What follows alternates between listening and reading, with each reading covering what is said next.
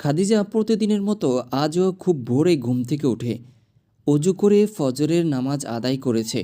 তারপর কোরআন তেলাওয়াতে মগ্ন হয়েছে কিছুক্ষণ। নামাজ আর কোরআন তেলাওয়াত শেষে সে জানালার পাশে এসে দাঁড়ায়। আকাশ তখনও পুরো ফর্সা হয়নি। চারদিকে পাখির কলরব আর সকালের ঠান্ডা হাওয়া যেন তার মনের গভীর ব্যথাগুলো ধুয়ে দিচ্ছিল। দূরে তাকিয়ে সে ভাবছিল, এই সমাজে ভালো থাকতে চাইলেও কেন এত বাধা? কী দোষ করেছে সে?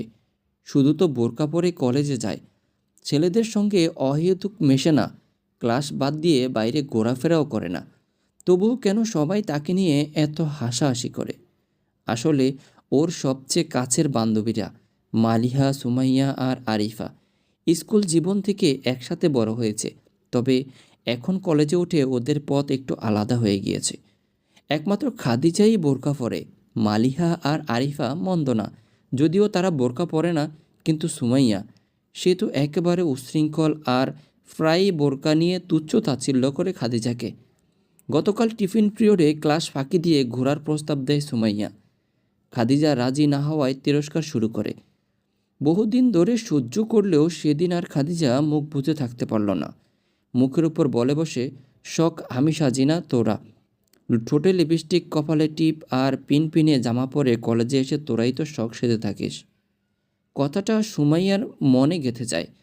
রাগে গা কাঁপতে থাকে তার। সে হঠাৎই খাদিজার মুখের নেকাব টান দিয়ে খুলে ফেলে।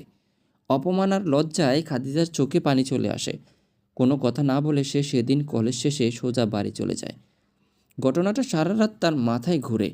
রাগে গরম হয়ে উঠলেও রাসূল সাল্লাল্লাহু আলাইহি ওয়াসাল্লামের তায়েফের ঘটনা মনে পড়ে তার। কতটা কষ্ট পেয়েও তিনি কাউকে বদদোয়া করেননি, বরং তাদের হেদায়েত কামনা করেছেন। এসব ভাবতে ভাবতেই নিজের কথাগুলো নিয়ে অপরাধবোধে ভুগতে থাকে খাদিজা। ভাবল কাল কলেজে গিয়ে সুমাইয়ার কাছে ক্ষমা চাইবে। কিন্তু কলেজে গিয়ে দেখে ওর কোনো বান্ধবী আজ কলেজে আসেনি। চিন্তিত হয়ে ক্লাস শেষ করে সোজা সুমাইয়ার বাসায় চলে যায়। কলিং বেল বাজাতেই কাজের মেয়েটি দরজা খুলে কেঁদে ফেলে।